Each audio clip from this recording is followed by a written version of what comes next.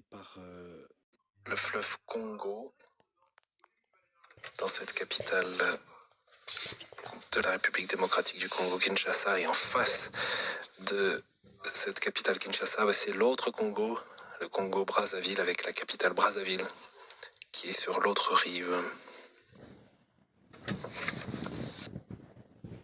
Monsieur le Président de la République, membres illustres du gouvernement et du corps diplomatique, autorités distinguées religieuses et civiles, éminents représentants de la société civile et du monde de la culture, mesdames et messieurs, je vous salue cordialement et je remercie Monsieur le Président pour les paroles qu'il m'a adressées. Je suis heureux d'être ici sur cette terre si belle, si vaste, si luxuriante, qui embrasse au nord la forêt équatoriale, au centre et vers le sud les hauts plateaux et les savanes arborées, à l'est les collines, les montagnes, les volcans, les lacs, à l'ouest d'autres grands étendues d'eau avec le fleuve Congo qui rejoint l'océan. Dans votre pays, qui est comme un continent, le grand continent africain, on a l'impression que la terre entière respire. Mais si la géographie de ce poumon vert est riche et variée, l'histoire n'a pas été aussi généreuse. Tourmentée par la guerre, la République démocratique du Congo continue de subir à l'intérieur de ses frontières des conflits et des migrations forcées et à souffrir de terribles formes d'exploitation indignes de l'homme et de la création. Ce pays immense et plein de vie, ce diaphragme de l'Afrique frappé par la violence, comme par un coup de poing de l'estomac, semble depuis longtemps avoir perdu son souffle. Monsieur le Président, vous avez parlé de génocide oublié qui souffre la République du Congo. Et tandis que vous, Congolais, vous luttez pour sauvegarder votre dignité, votre intégrité territoriale contre les méprisables tentatives de fragmentation du pays, je viens à vous, au nom de Jésus, comme un pèlerin de réconciliation et de paix. J'ai beaucoup désiré me trouver ici et je viens enfin vous apporter la proximité, l'affection et la consolation de toute l'Église. Et apprendre de votre exemple de patience, de courage et de lutte. Je voudrais vous parler à travers une image qui symbolise bien la beauté lumineuse de cette terre, celle du diamant. Chères femmes, chers hommes congolais, votre pays est vraiment un diamant de la création. Mais vous tous, êtes infiniment plus précieux que toutes les choses bonnes qui sortent de ce sol si fertile. Je suis ici pour vous étreindre et pour vous rappeler que vous avez une valeur inestimable, que l'Église et le pape ont confiance en vous, qu'ils croient en votre avenir, un avenir qui soit entre vos mains et dans lequel vous méritez de déverser vos dons d'intelligence, de sagacité, d'assiduité. Courage, frères et sœurs congolais. Relève-toi, reprends dans tes mains, comme un diamant très pur, ce que tu es, ta dignité, ta vocation à garder en harmonie et en paix la maison que tu habites. Revis l'esprit de ton hymne national en rêvant et en mettant en pratique ces paroles. Par le dur labeur, nous bâtirons un pays plus beau qu'avant, dans la paix. Chers amis, les diamants sont généralement rares. Eh bien, ici, ils abondent. Si cela vaut pour les richesses matérielles cachées sous la terre, cela vaut à plus forte raison pour les richesses spirituelles enfermées dans vos cœurs. Et c'est précisément à partir des cœurs que la paix et le développement sont possibles, car avec l'aide de Dieu, les êtres humains sont capables de justice, sont capables de pardon, de concorde, de réconciliation, d'engagement et de persévérance pour mettre à profit les talents reçus.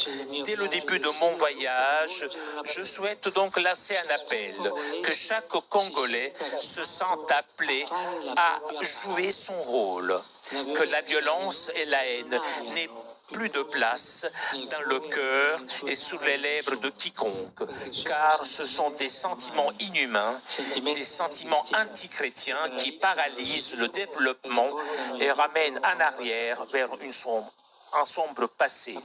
En parlant de frein au développement et de retour au passé, il est tragique que ces lieux, et plus généralement le continent africain, souffrent encore de diverses formes d'exploitation.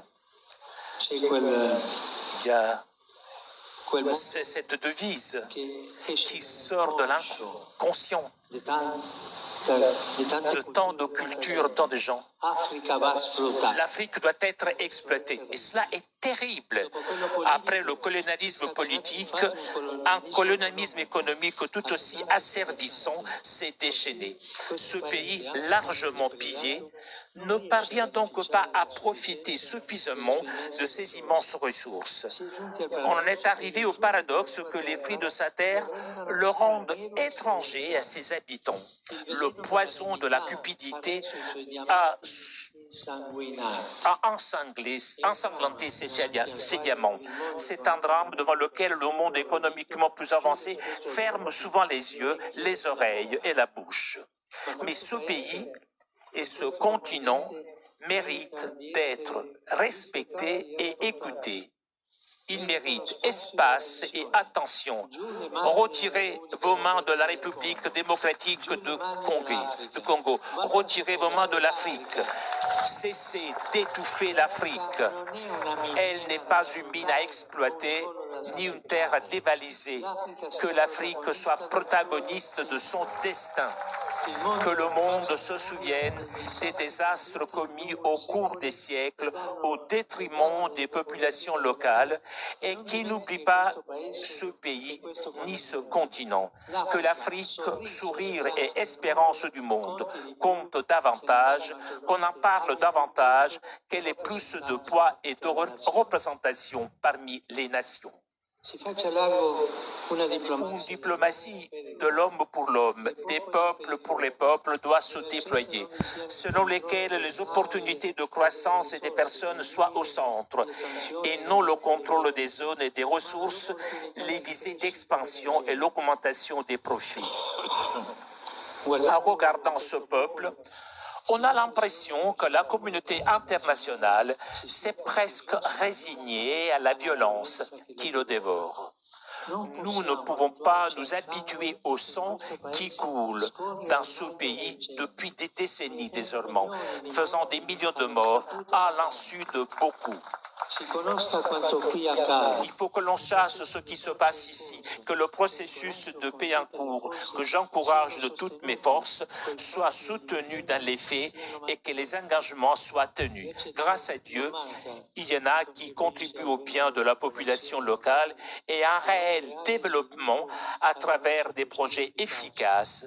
Non pas des interventions de pure assistance, mais des plans visant à une croissance intégrale.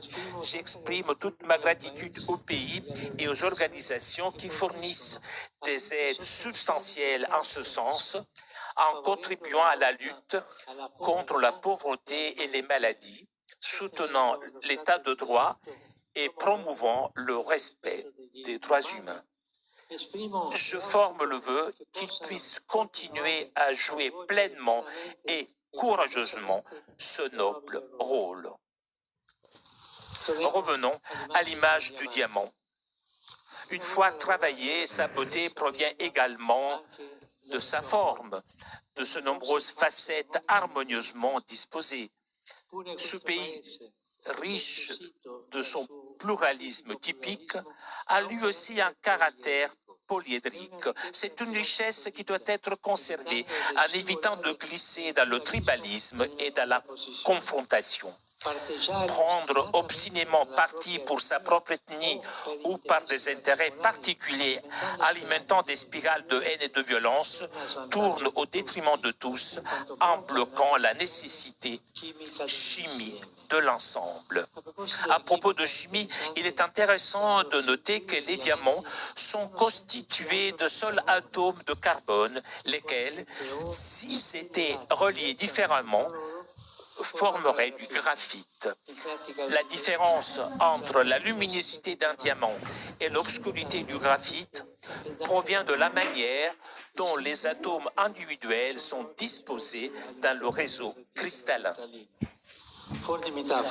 Cette métaphore exprime le fait que le problème n'est pas la nature des hommes, des groupes ethniques et sociaux, mais la manière dont on décide d'être ensemble, la volonté ou non de se rencontrer, de se réconcilier et de recommencer fait la différence entre l'obscurité du conflit et un avenir lumineux de paix et de prospérité.